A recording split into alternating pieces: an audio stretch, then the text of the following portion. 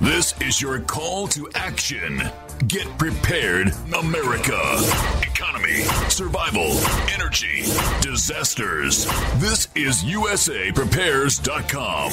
Informative radio, educational radio. Interact now by emailing instructor@USAPrepares.com or text at 434-390-7953. Class, please take your seats. Now, your instructor, Vincent Finelli. Watch the greenbacks tumble. Everyone all set? Cocked? Locked?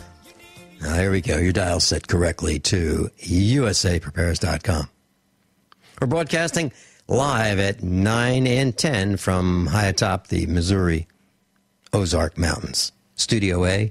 Information's on the website, and there's a link to all of your instructors at USAPrepares.com. USAPrepares.com. Podcasts are free.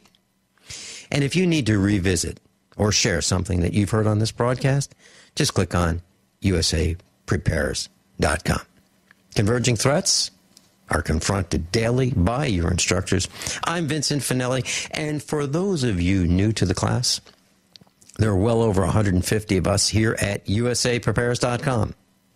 And we are innovators, dentists, medical doctors, broadcasters, CEOs, surgeons, researchers, physicists, farmers, and inventors. And we're students rising to become instructors. None of us is capable of holding down a job. Shayne's with us. Shayne is brand new at GCN. Welcome, Shayne. Welcome aboard. We're glad to have you with us. And he's producing the worldwide broadcast from Minnesota. With us today, Frank Underhill, UnderhillSecurities.com. He's the CEO. And we're going to be talking about survival economics. Just have a note for you. Meet up tonight, Ziggy's, 5:30, Springfield, Missouri. It's all free. John Reagan, USAPrepares.com instructor, is going to be discussing the financial state of the union, his new book. It's just out, How We Got in This Mess, and we can't get out of it. It's a mathematical impossibility. He's going to talk about it tonight, a couple hours, in depth, ask the questions. The mainstream media is lying to us. And if you don't know the truth, you can't prepare. Meet up tonight, 5:30, Ziggy's, Springfield. Information's on the website. And John Reagan's going to be with us tomorrow. He's going to be talking about his book, and you may call in and ask the questions that you have tomorrow, if you'd like. That's John Reagan. And the reason I talk about the meetups is so you can replicate them in your community. Find a local restaurant, a like-minded owner, pick a low-activity night, and get the word out. We average about 110 people every Monday night. We've seen crowds over 200. It works, and I don't know of a better way to get people involved and to teach them what is really happening, to meet like-minded folks, people who you can trust and people who you can depend on. And after time, you'll learn who they are. And what happens with us is politicians are afraid to come visit us. They don't even want to consider coming to the meetups because we'll point them out, we'll sit next to them, we'll make them feel really uncomfortable. They can't stand it. You can do the same thing where you live. Welcome, Frank Underhill. Good morning, Vincent. Glad to be here with you this morning. Hey, it's great. Frank, you're breaking up a little bit. If you can free up some bandwidth, that'd be great. So, Frank, okay, hey, Frank, man, oh, man, you know, I was looking at silver and gold this morning. Boy, what's happening? Well, obviously, you're seeing a disintegration in a lot of these markets. It's just with the dollar moving higher, and I would have interpreted last week's news as good news that the government is slowing down on buying treasuries and so forth. That it should be a signal that the economy can get off the government's bosom, but obviously we're anywhere near repaired. Nowhere. Frank, you're really breaking up. Is there Are there other I don't computers even have using? my computer on. I can hear you clear as a bell. Okay. Well, let's see. You're breaking up on this end. Shayne, is his signal okay from where you are? Okay. I'll tell you what. After the Frank, what I'd like you to do is after the commercial break, which is coming up in about 7 minutes, would you reconnect, please, at that point? Absolutely. Okay, Frank, I've got a post on the website, usaprepares.com, and what we're seeing is massive power outages in Calgary, and there was some serious flooding there, and they're looking at power outages that can be that can last for days, weeks, and they're really talking about months. And when they say months, they really mean months. Imagine what that would be like. 3 weeks ago, nobody in Calgary was thinking about not having power. Nobody. And now, 6,500 are without power. So what would that be like if you didn't have power? That means no internet. That means no television. Now, that's a good thing. But no refrigeration? How about that electric stove? How about the microwave oven? How about the electric can opener? How about the electric garage door opener? How about if you have a well, no power to power your well pump? No water. We talk about preparedness and survival here at usaprepares.com every day, 2 hours a day. And we talk about it because we have seen what can happen. We've seen what power outages are like. We've seen ice storms. We've seen tornadoes. We've seen and felt earthquakes. We've seen hurricanes.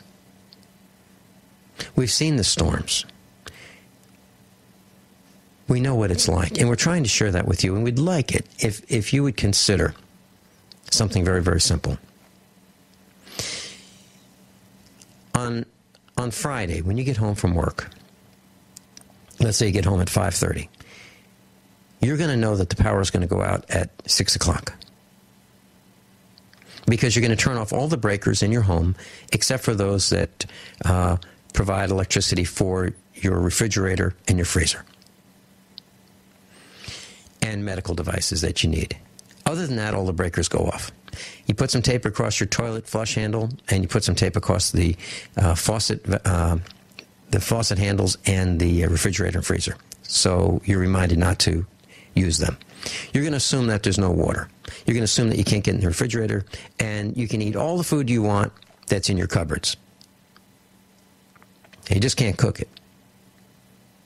Unless you have matches and a gas stove, and you can light your gas stove. Yeah, then you can cook it. And you open the cans and have whatever you want. And just do this for 3 hours, till 9 o'clock. So from 5:30, you get home. You got a half hour, get everything ready, because you know the power is going to go out. And then at 6 o'clock, the power goes off. And until 9 o'clock, you live like that with no power. And you see what it's like. And you write down all the things that you don't like. And you write down the things that you would change. And you spend that time with your family. Nobody goes out. You're home that night. Just one evening of preparedness. Just one evening to learn what it's like. Vincent, if I can just interject for a second. Sure. I went and got some propane for my barbecue. And at every drugstore, hardware store, there's propane for sale. I haven't seen this, 3 or 4 years ago. But everywhere here in like metropolitan Las Vegas and Clark County, and I asked the lady, what would happen if there was ever like a power outage? And she said, every tank you see here would be gone in 15 seconds. Mm-hmm. Well, that's exactly right. And one of those chaos. Yeah, it would. And one of the things that you would see is you would see people lining up for fuel. And why would they line up for fuel? Because they don't have it in their automobiles and trucks. And why don't they? Because they didn't get it. Now, why is it that people will not fill up their fuel tanks? I think it's because of the economy. I don't think they have the money to fill up their fuel tanks. But if you let your car run low on fuel, you're subject to being stranded. So if you can, keep that tank at half or more. And when it gets down to half, that should be the new empty. You should always have enough fuel to get home. Always, always, always have enough fuel to get home. Always have enough fuel to make an emergency trip to a hospital without stopping for fuel. And you will see, when the power goes out, you'll see long lines of people with gas cans carrying them because their vehicles are stranded because they ran out of fuel. And they'll carry gas cans. Now, there's an assumption that when the power goes out, you can go to the gas station and get gas or diesel. That's not necessarily the case, because most gas stations don't have emergency generators to power the gasoline pumps and the computers that control them at the gas stations and at the service stations and at the convenience stations. So don't assume that if the power goes out, you'll be able to get fuel, because that's not the case. And what Frank is saying is that people are buying propane in these emergencies because their electric stoves don't work. So they want to cook on propane. Now, why don't they have that fuel already? Why don't they have a spare propane cylinder? A spare one that's full, in addition to the one that's in the grill. Why not? How much does that cost? Is that $40? I think that's probably, you could get one for $40. You could certainly buy one used at a garage sale for $10, maybe $5, and then get it filled up. So there are a lot of things that you can do and that you should do to prepare for every kind of emergency. And I wouldn't do what Doomsday Preppers does and say, pick one, like the economic collapse or an EMP, or a solar storm or a flood or a hurricane or a tornado. I would pick all of them, all of these possible calamities, and say, I'm ready for anything. And that's what we are here at the farm. We're ready for all of them. Frank Underhill's with us, and he's going to reconnect during this break. We're going to get a better connection, and we're going to talk about survival economics. Frank Underhill, CEO of UnderhillSecurities.com. And he's going to be with us through the 9 o'clock hour and the 10 o'clock hour. I'm Vincent Finelli. We'll be right back. Frank Underhill's with us. Hey, Frank, I've noticed something in the news that I find very surprising. And I don't want the class to take this wrong, so please do not take this wrong. As you know, I am a fan of James Gandolfini, and he was the actor who played Anthony Soprano on The Sopranos. And you all know that I'm of 100% Italian heritage, both sides, mother, father. And I have, and I've told you this, that I have a credit card in Anthony Soprano's name, and I've had for a very long time. So when I first heard about The Sopranos, a friend of ours from Virginia called me up in Missouri and said, "What do you think of The Sopranos?" And I don't watch TV, so I didn't know about them, and so I got hooked on the series. I found it vulgar, but I found the storyline very interesting, and I know exactly where it was filmed. I've been there. I've been to the church. It's St. Cecilia's Church, where a lot of the funerals were held on stage. And Satriel's Pork Store is really a parts store in Kearney, New Jersey. I've been there. So I know the area. And I really liked James Gandolfini. But what I see on the news and I see in the media is there is this nonstop coverage about him and the scandals, which I don't believe, surrounding him, and how he was a binge drinker and a binge eater. And frankly, I'm not buying it. I'm not buying it. And what I think is happening, this is my opinion. I have nothing to back this up. These are just my thoughts.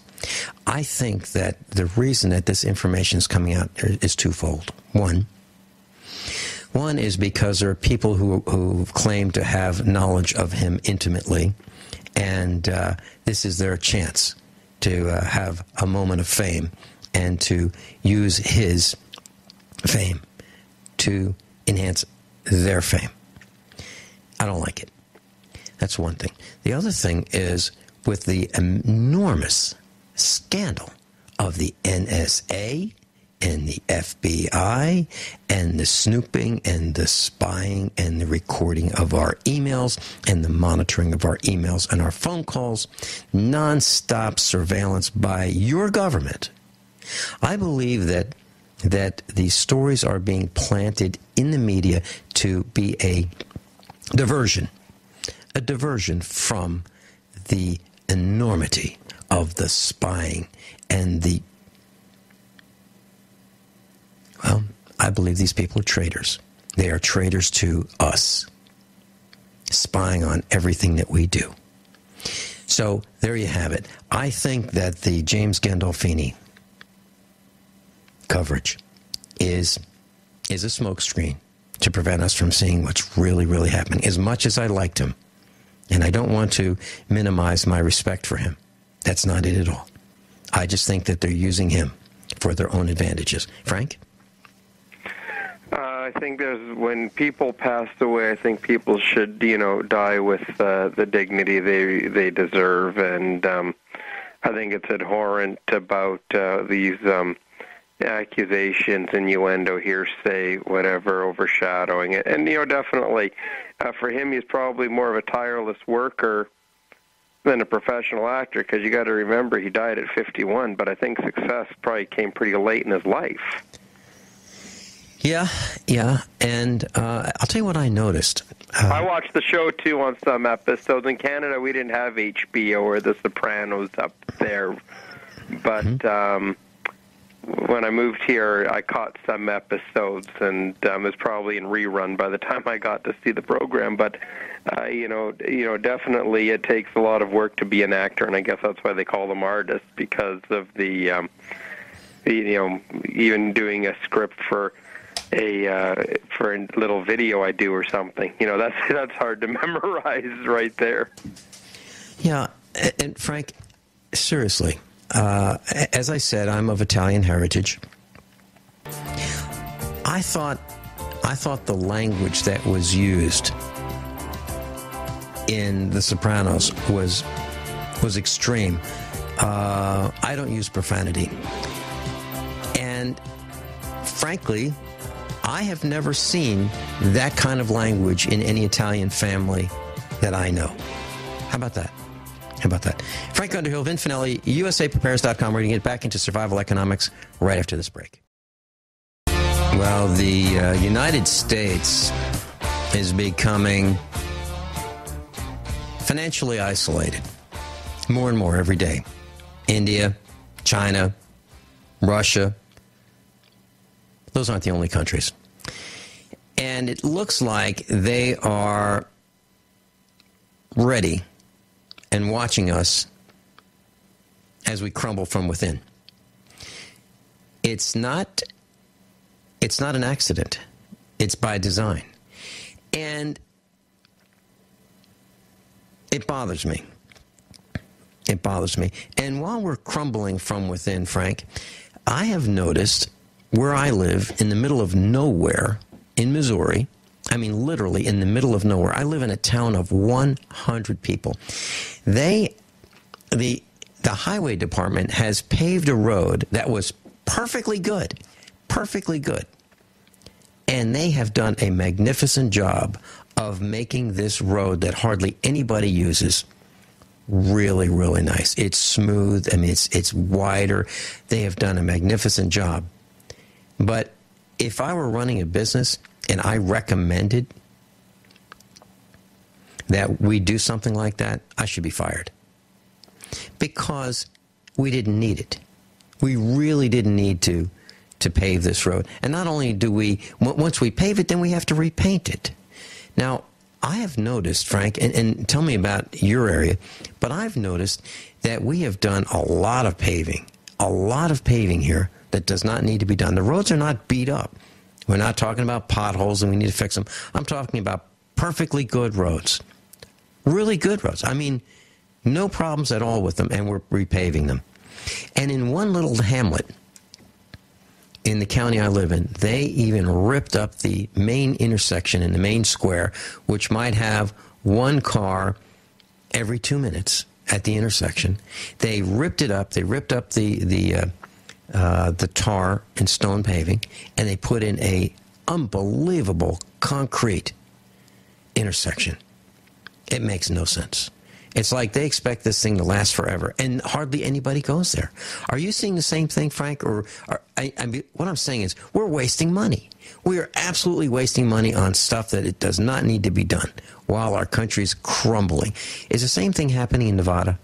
Well, I don't think we have the infrastructure here like they do in your area of the country.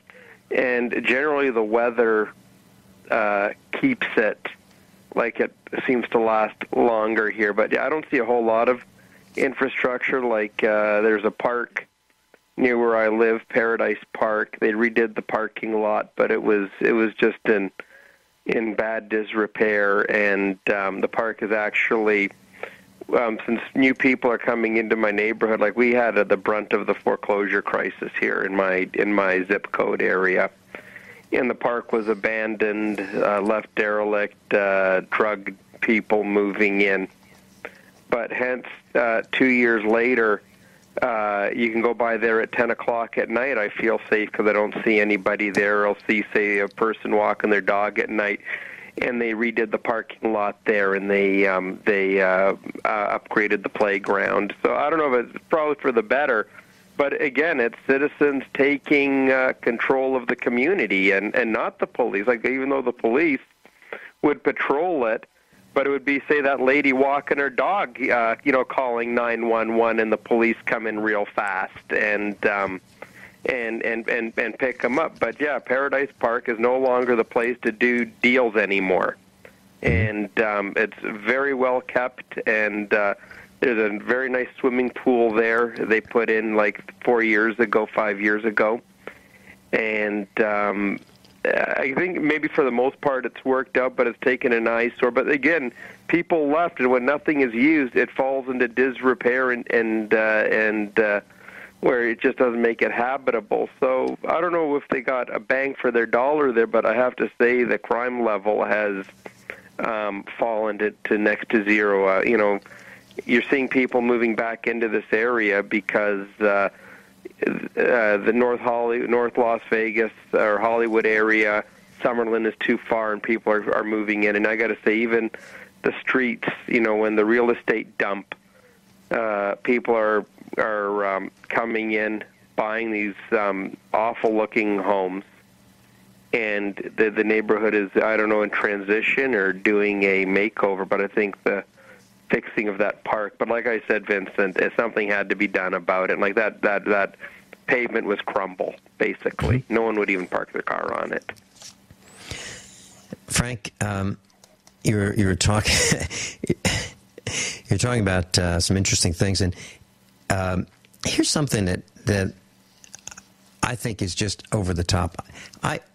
As I watch the news on the internet, I don't watch it on television, but as I watch it and read it on the internet, there's a story that we posted on the website that is just over the top. And it's titled, and you can look at it on page 1, usaprepares.com, Complaints about water quality can be treated as terroristic threats. Now, in Tennessee, I mean, we're not talking about a third world country yet. We're working on it. But we're not there yet. So in Tennessee, the water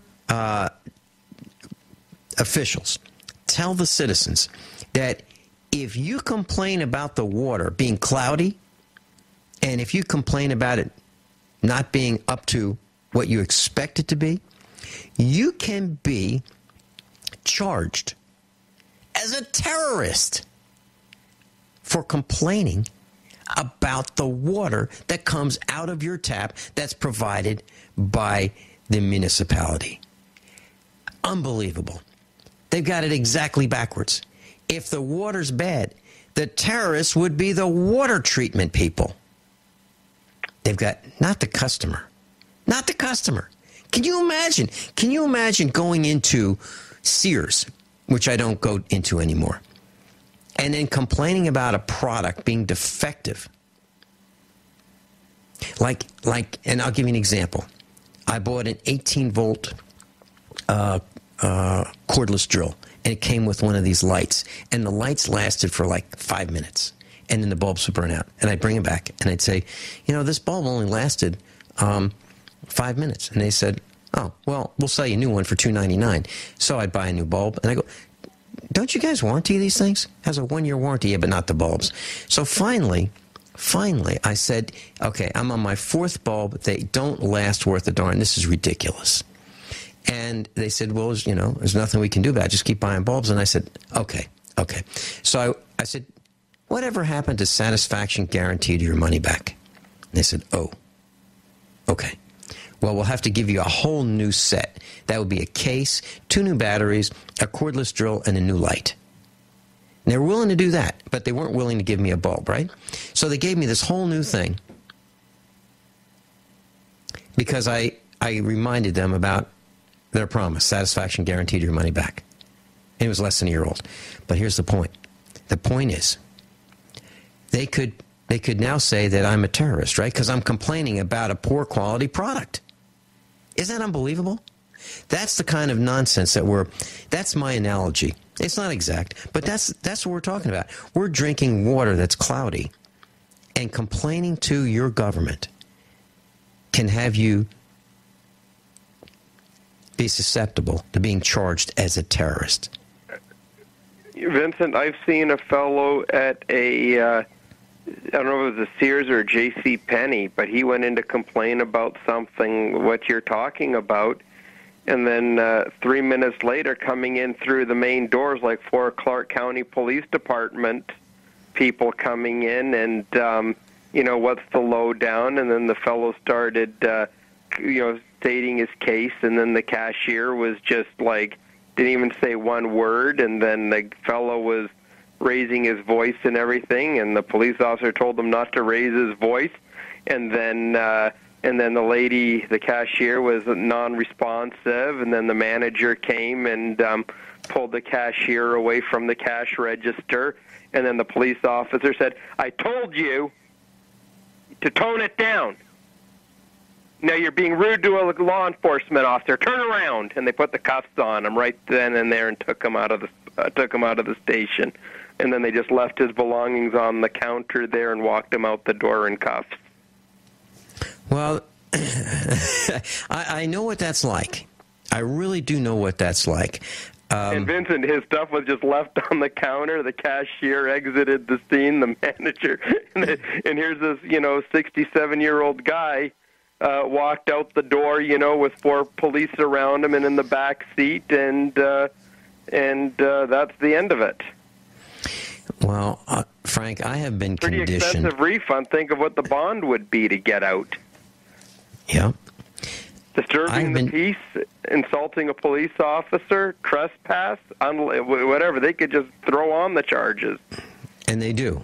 Frank, I think I've mentioned before that I was at an event in Springfield. I just walked in and paid my $10, and I walked in. I was with one of our instructors, a doctor, and he and I were, having a good time. We're just talking to people and not causing any problems at all. I mean, next thing I know, 3 uniformed officers are facing me and asking me if I'm Vincent Finelli.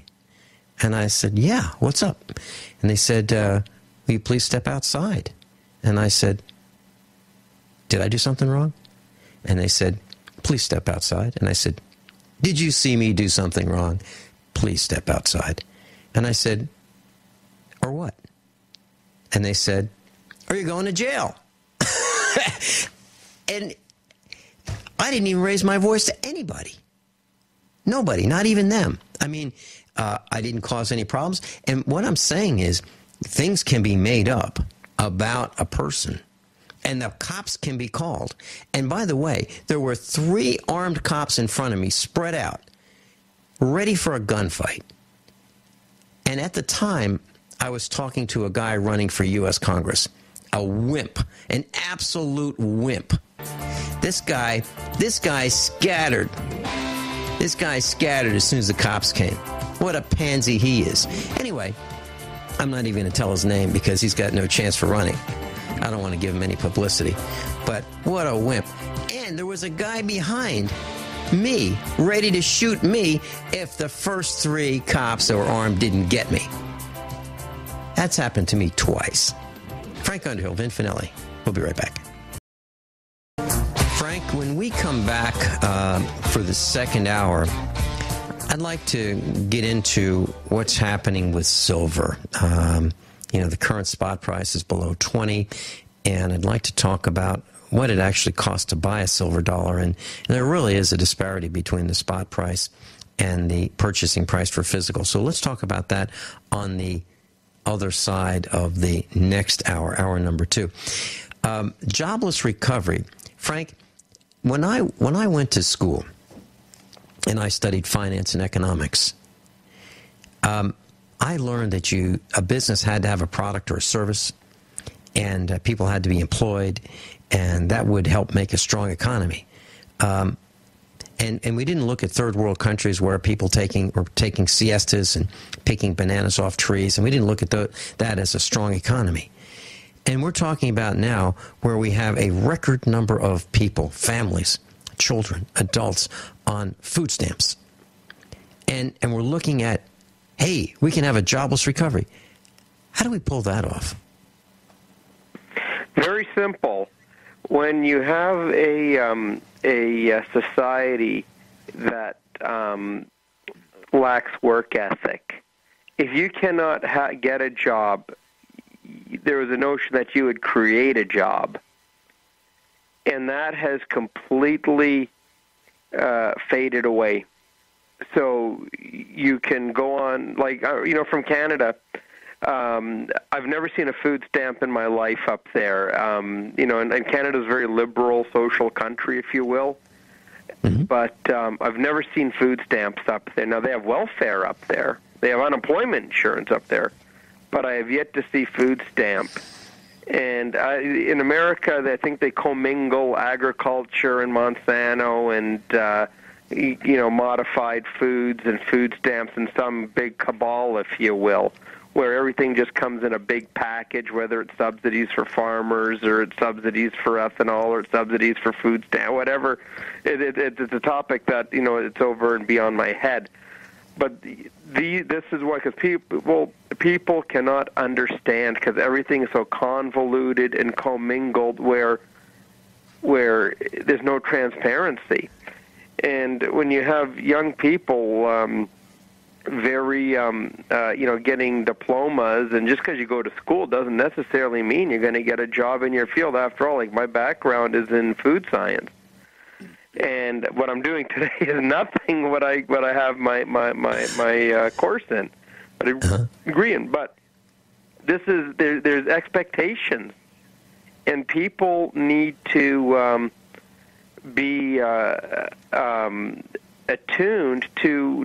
It's not necessarily what you train for; is what you're going to get. And then when they don't get what they train for, they go, "Well, I give up then, and I'll just stay home and have kids or marry someone who can abuse me and have me pregnant, and this is my life from now on, Section 8. And that's why you have this jobless recovery. Wow. Frank, if you can't get a job, create a job.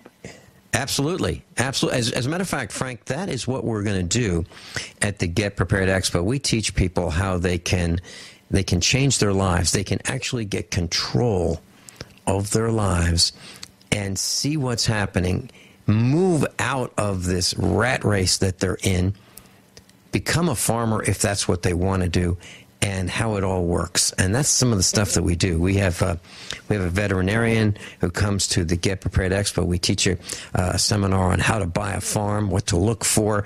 And, you really don't have to have a job. Frank, you don't have a job. I don't have a job.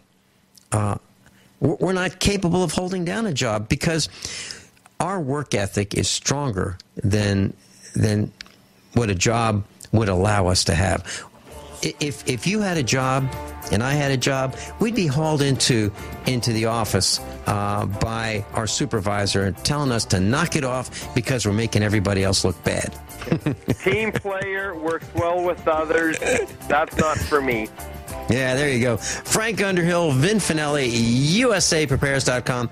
I've got a lot of questions about silver, where it's going, and why the premiums are so high. Sky high. Sky high. The price is down, but you can't buy it. Frank Underhill and I will be right back, right after the top of the hour news. We're going to talk about silver, physical, and what is happening and why. We'll be right back. Everyone all set? Cocked? Locked? This is hour number 2 of USAprepares.com. Frank Underhill's with us, CEO, UnderhillSecurities.com. Frank, we were talking about silver, and spot price of silver at this very second is 19.67. And, down. It's down below 20, not good. And here's what I see. I did a quick check to see what silver dollars are trading for. Now, a silver dollar is 0.7734 ounces, troy ounces of silver. Okay. Now, so it's less than an ounce of silver, but, silver dollars seem to trade as if they're an ounce of silver. Everybody likes them. I like them. They're my favorite. Okay. Spot price is $19.67. Silver dollars are trading at $30. That's a 50% premium. The premium keeps going up as the spot price goes down. Can you help us with that? Well, you're going to see it even go more and more in that direction that you alluded to. When I opened my doors, silver was like $10 an ounce. In the end of that year, silver is in December was where it is today. Now, is silver going to go back down to $9 an ounce? Is gold going to go down to $900 an ounce? And those are very plausible because I just don't see a backstop on gold. And, I was living exactly how I live today as when gold was $1,800 an ounce. So what has changed? Has the surge in the dollar soured everybody on metal? Has the souring on the stock market been sour on the metal? Is the appetite for the metal there? Are you seeing hedge funds jumping into gold? Anyone who buys these kind of products are generally hedging on the dollar and on inflation. Are those elements there? And until those elements reappear on the landscape, these metals, which I love so much, I can just see drifting. But as you're saying about the premiums, that's all they're getting on them is premium now because the intrinsic values have, say, all but evaporated. Frank, let me tell you what I'm hearing in the circles I travel in. There are people who are in the contracting business. People with backhoes, earth-moving equipment, people in construction of the various types of construction. People are now asking to be paid in precious metals. That's something that I didn't hear before. I'm talking 10 years ago, there were people buying precious metals, but they weren't actively trading with each other in precious metals. So, for example, if a person wants a basement dug with earth-moving equipment, the contractors are now more inclined than ever to say, yeah, I can do the job, but I want to be paid in silver dollars or 90% silver or gold. Unheard of before this time.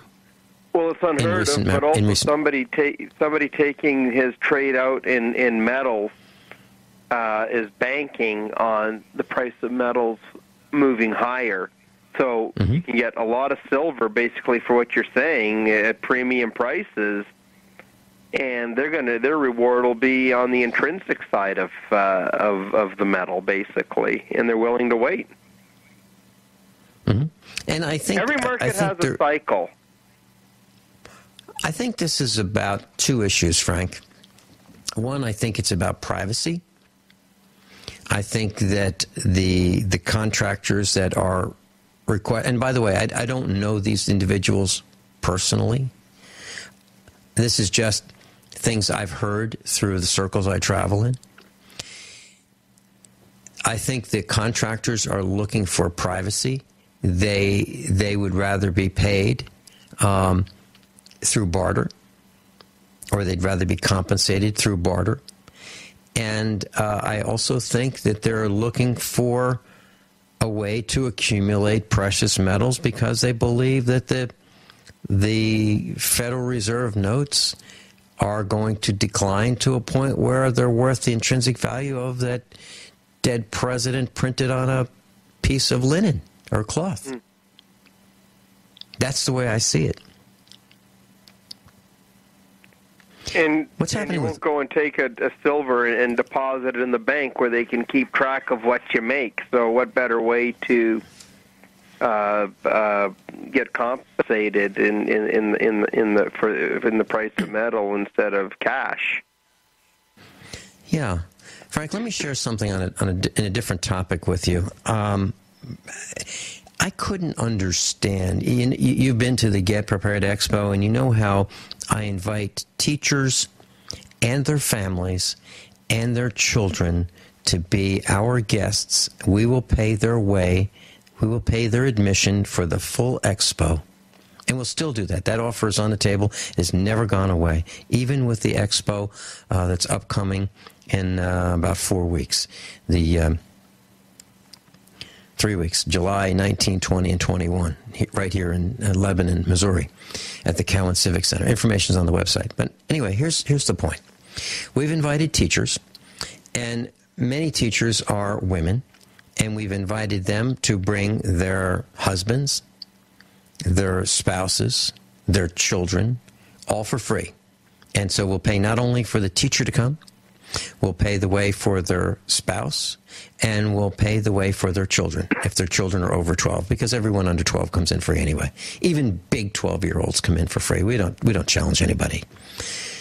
Anyway, I couldn't understand why at the last expo, we had thousands of people, only 8 teachers came. I couldn't understand it. I've been talking about it for about a month on the radio. 3.5 hours of broadcasting a day. I couldn't understand it. How could there only be 8 teachers? Well, we were scheduled to broadcast with a teacher who was going to talk about what is happening in schools. And I won't say whether this teacher is a male or female, and I won't say the location of the teacher or the school. I won't say whether it's California, the East Coast, the West Coast, the North, South. I'm not going to say it. Anyway, we're going to talk about what was happening in the school. We're going to talk about the dress, the promiscuity, the sex that happens at schools, on campus. We're going to talk about the free and reduced lunch percentages, the number of children, almost 100% in some areas, are on either free or reduced lunches. We're going to talk about that. We're going to talk about how many of the students commit violent, heinous crimes while they're in high school. We're going to talk about the lack of respect, how No Child Left Behind ends up turning a classroom into No Child Gets Ahead. So the lowest common denominators are mixed with the brightest of the students, so that the ones who are struggling, who are acting out in class, they ruin it for the rest of the class, so hardly anybody learns anything. We're going to talk about that. We're going to talk about the programming that comes from online learning in the classrooms at the computer, where there are sexual innuendo in the education.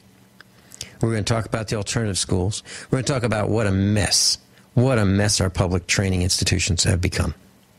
Okay. That teacher who was going to be on with me called me and said, I can't do it. I said, okay, why? That teacher said to me, because it's in my contract that I can't speak to the media. So here's what I'm saying, Frank. I've been wondering for years, why can't I get a single teacher to come on the air with us and talk about the status of education? It's because there is a contract that they've agreed to that they will not speak to the media while they're employed. Is that unbelievable? They have been muzzled, and they have willingly accepted being muzzled. They've said, okay, pay me, and I won't say a word about how bad it is, or how good it is, or what's happening at any level in the school system. I can't believe it. So that's why we don't hear the stories about what's happening in the school from firsthand experience from the teachers. They won't talk about it. Your thoughts?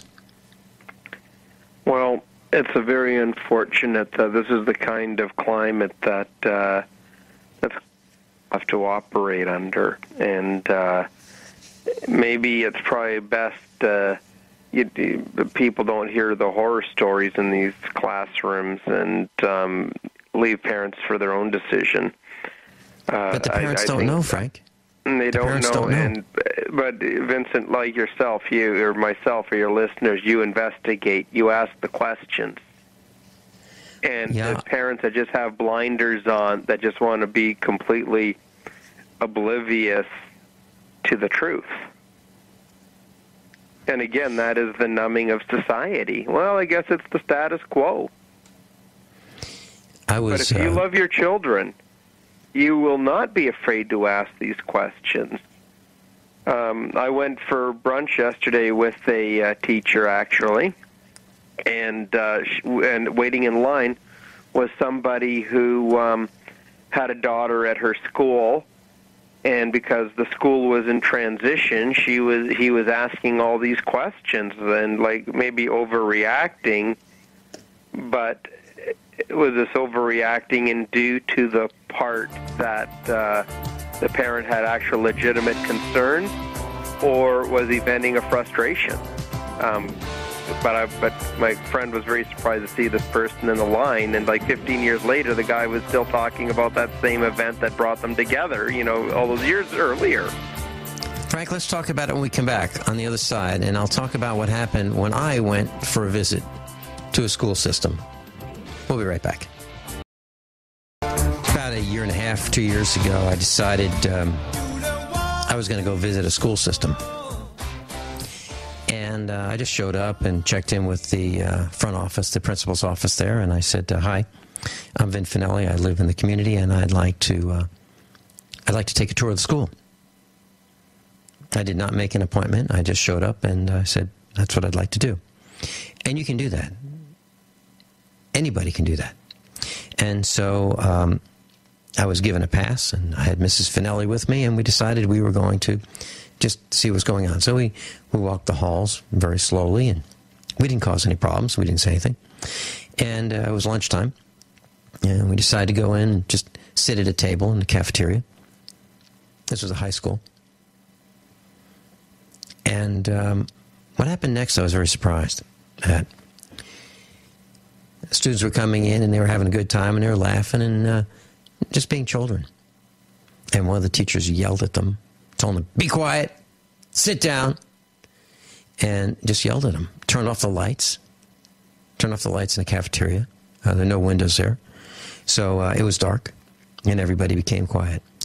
And they were conditioned that they cannot be children, they cannot have fun, and they have to sit and eat in silence. To me, that was very disturbing, because lunchtime is a time when the children let out their emotions, and they laugh and they have fun, because they're not supposed to be doing that in class. They're supposed to be paying attention in class. They're supposed to be learning in class. So this is a time when they can be themselves and have some fun and enjoy going to school. I remember looking forward to lunchtime. It was a good time back in the 1950s and the 60s. So it was really disturbing what I saw, and I understand now why children don't like going to school, because it's made to be a place where you are not allowed to have fun. You're not allowed to be enjoying yourself. And that's what I saw. That's what we're up to, Frank. And I decided that I disliked it so much, that and some of the other things that the school was doing, that I decided that I needed to fire the superintendent. And I needed to, in order to do that, I needed to run for a school board. And I put an ad in the paper, and I said, consider voting for Vincent Finelli. Fire the entire school board, one director at a time. Consider voting for Vincent Finelli, the only candidate who won't make your child urinate in a cup, which was drug testing. And I was totally unknown at the time. I lived under a rock, and I was not, I really was not visible. And so I was defeated, seriously defeated. I only got 1/8 of the votes. But the point is, we need to know what's going on. If you're sending your children 5 days a week for most of their awake life, you need to know what's going on in that school. Take a day off and go and visit the school and see what's happening. Not only in your child's classes, but all the others. Because your child's class may be on best behavior. So, that's my thoughts, Frank. Well, congratulations, Vincent, getting on a ballot. Oh, boy. That's a big step right there. In school, Frank, isn't fun because there's politically correctness in school, bullying in school, completely different cultures in school. And when you have these elements of uncertainty, no child is happy in an unconducive environment like that. Of course you're going to have kids not being happy. Yeah, that's where children learn the word shut up. And how can they be shut up happy is if something... there's going to be a gangster with a gun coming into a classroom?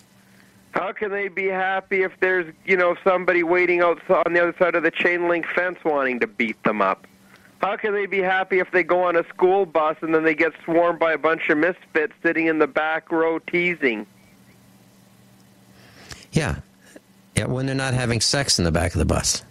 Or look at that bus monitor that was taunted and teased, to tears. Yeah. How can kids be happy in school? Yep. One of my students gave birth. Yeah, one of my high school students gave birth in the girls' bathroom, put the child in the trash, covered her up. School got locked down. A couple minutes later, police came. We made the 11 o'clock news. I'm Vin Finelli. Frank Underhill. We'll be right back. Frank Underhill's with us. Frank, I'd like to share a story with you. A person I know, a mechanically inclined person I know, and I were talking, and a while back, not that long ago, this person and a friend wanted to buy some parts for a vehicle. They needed an engine, a transmission, and a rear end. And they were working on this vehicle, and they needed those parts. So they went to Craigslist, and they found a car that was damaged. Serious body damage that made the car a salvage value vehicle. But the engine, trans, and rear were useful. The car was drivable, but the body damage was so bad that, it wasn't really drivable, but you could, take it around the block. So these two individuals who wanted to buy the vehicle, found it on Craigslist. They talked to the seller, and they arranged the time and the meeting and all that, and they arranged about what the transaction would be like. And this vehicle was being sold because it was from a deceased father of the seller. Well, the two people that wanted to buy it took it for a test drive around the block. Just a very quick test drive to make sure that the engine was running, trans worked, and so they were doing the final discussion, getting ready to get the bill of sale signed. and load this vehicle on the trailer. The buyers had a trailer with them to take the vehicle back with them. The cops were there. Everybody was put in handcuffs. Everybody was put in handcuffs, and the buyers were in handcuffs for an hour, handcuffs behind their back. And it was a alleged stolen vehicle. Here's the point. Society is crumbling to the point where we have to be careful of what we buy now, even buying something used. And I was talking to the person who was handcuffed, and I said, here's the point. It could have been a refrigerator. It could have been a washing machine. It could have been a clothes dryer. It could have been a microwave oven. Can you imagine responding to an ad in the paper and getting arrested for buying it? Can you imagine getting arrested for not even buying it, for going to look at it as if you were going to buy it? We have fallen really, really far. Now the good guys are being arrested. Just like we talked about in the first hour, calling about a complaint, calling the water department because the water's cloudy, you can be arrested and charged with terrorism for calling about crappy water coming out of your faucet that is supplied by the municipal water company. I can't believe it, Frank. Every day I'm astounded with what's happening. I am absolutely shocked. Who thinks this stuff up? It's very simple, and this is a sense of, I think, the feebleness. All you hear is, he threatened me. He assaulted me. He said this, and you're in for a world of hurt. And, Vincent, this is why I just keep to myself, and I just stay home or in the office, and I avoid all these, these people in my life because everyone's got a dollar bill attached to them these days. He did this, you got to pay. You did that, you got to pay. She did this, you got to pay. This is a society we've turned into. You're absolutely right. And Frank, as I think about, going to the meetups. He abused me. This is, they talk about this guy that had these 3 ladies in a house in Ohio. You go to countries in Africa or the Middle East, a guy will pick up a girl off the street, and that's the last you see of them. She's in a Bedouin tribe having kids or whatever. You never hear or see from them again. We are so focused on the hood ornament where we don't see what the shape of the whole car is.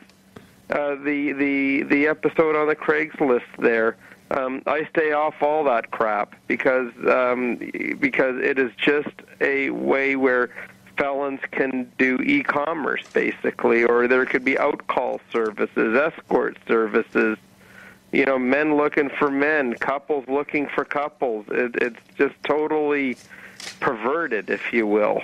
And these are not the places where people should be. Yeah. I was on I was on a radio station that I got removed from a couple of weeks ago, and there was a top of the hour news comment about the Boy Scouts, not being able to determine who would be coming in if a gay young man wanted to be a Boy Scout. They had to let him in California. I made a comment on that, and I was talking with my producer, and he was absolutely silent. He did not know what to do because he thought, he was I could just see going through his mind is, this might be my last broadcast, meaning his last broadcast as well as mine, because now you can't even talk about some things. And Frank, here's some advice that I'd like to share with our listeners, our class. Let's say you have a slight disagreement with your spouse. If someone in that household picks up the phone and calls 911, the likelihood of both parties getting charged with a felony is really high. If you're charged with a felony for having an argument, neither one of you will be able to possess a weapon to defend yourself. What a great racket. 911, anybody who calls, shouting match, disagreement, raised voices, something very simple that can be resolved within the home, can end up with you not being able to defend yourself by purchasing or owning or possessing a firearm from then on. Unbelievable. So think twice before you call in for the troops, in addition to having a record for it.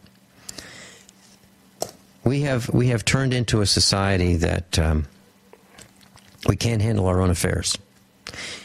Frank, we used to have poachers on our farm. We first bought the farm. It was not lived in for maybe 20 years. And it was open season on hunting on our farm. It's a half a mile deep by a mile long.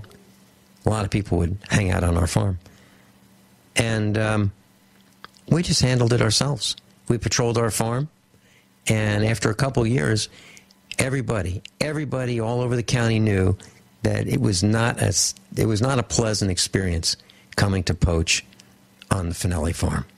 So we handled it ourselves, and it was really easy to do. It just took some time, but it wasn't hard. All we had to do is patrol our property. What I'm saying is, you don't necessarily need to call in the authorities to solve your own problems. And if you do, you're going to have a record. So why do it? Why do it? Frank, if a person has some savings, what do you recommend they do with it to protect it and fend off the ravages of the insidious theft of inflation? Well, it depends on how liquid they need to be. There's always Let's talk about it. Emergency bills that pop up. I always tend to keep some cash on hand. Like I had my head gasket break on my car. It's a $2,000 bill. But I think that if you have money right now, I would just stay on the sidelines right now before going into gold or silver. Just be very, very patient and be very astute with what you're doing. And I got to say, that's just really for much of what's going on right now. I would just hazard a guess. I wouldn't. I'd probably buy some low silver here down at these levels, but don't be overcommittal. Put it that way. Okay, and I agree with you having cash on hand, and I can give you a perfect example. You got to have some. Yeah, this could happen to anybody.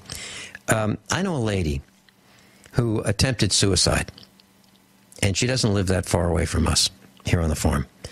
And one of our children was coming back from being away from the farm for the afternoon, and he was coming back, and there was police cars all over by our neighbor's house, and a helicopter came in, and they rushed her to the hospital because she attempted to commit suicide. She was on these prescription medications that make people depressed. Okay, so she did that. The next thing she gets out of rehab. All right, and next thing we know,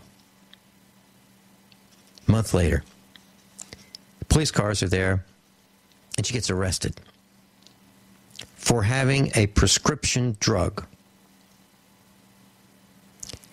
on her property, outside of her house. Doesn't belong to her, in a vial underneath her porch. She doesn't even know where it came from. It was planted there.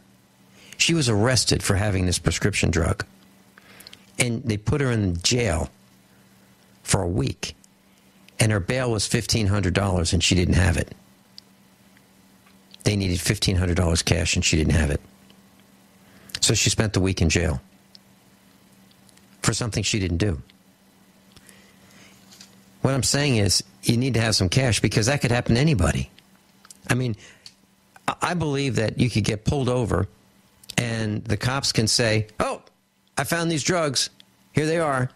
And then you go to jail. And they might not even, you might have never seen them before. And off you go.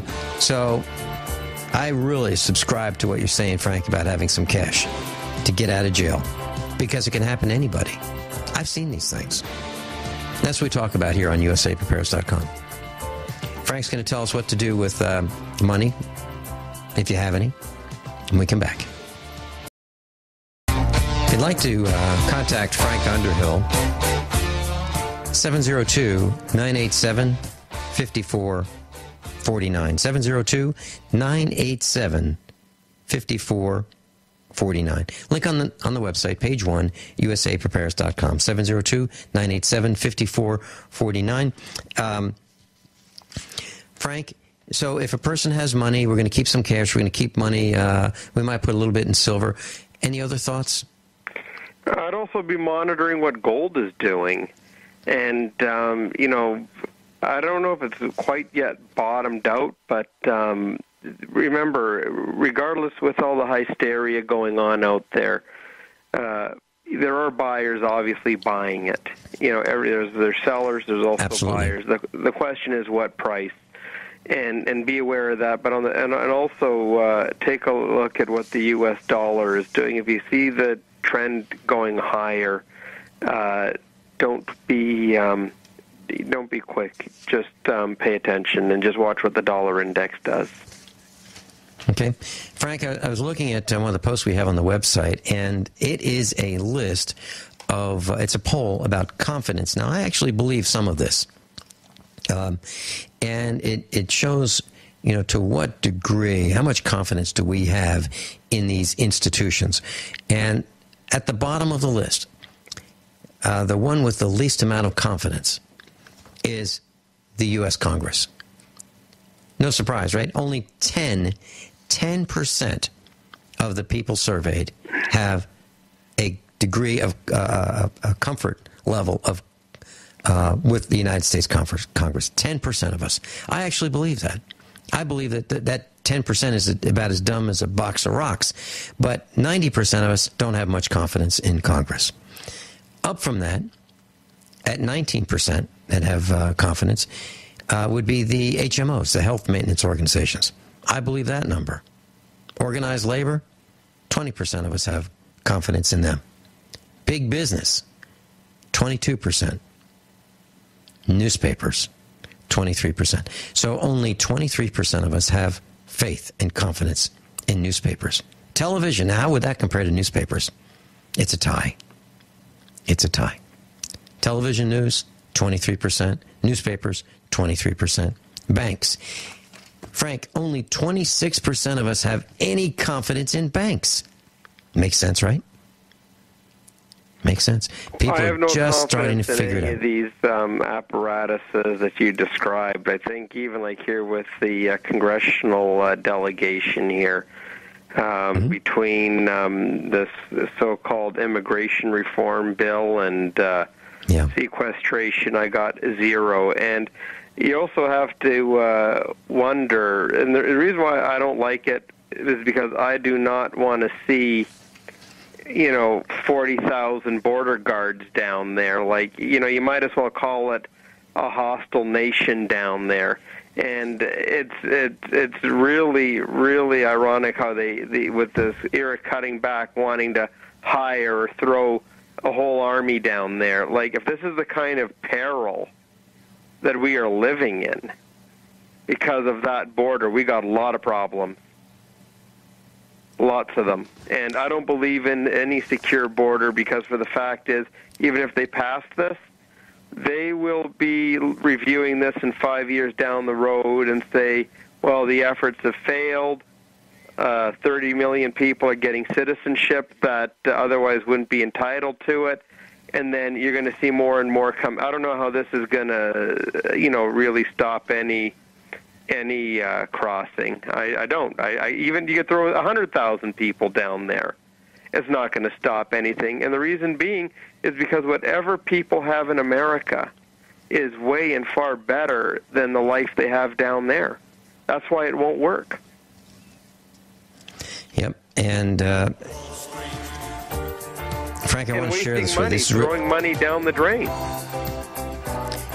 Yep. Frank, I bought a series of radiation detection equipment from Craig Douglas, one of our instructors. And I have a millirentgen exposure meter. And this thing is climbing and climbing. Something is wrong. Something's really wrong. I'm concerned. I wanted to share that with you. We'll be talking about that at the expo. Frank Underhill, Vin Finelli, USAprepares.com. Let me give you his number, 702-987-5449. 702-987-5449. UnderhillSecurities.com. Frank, thanks so much.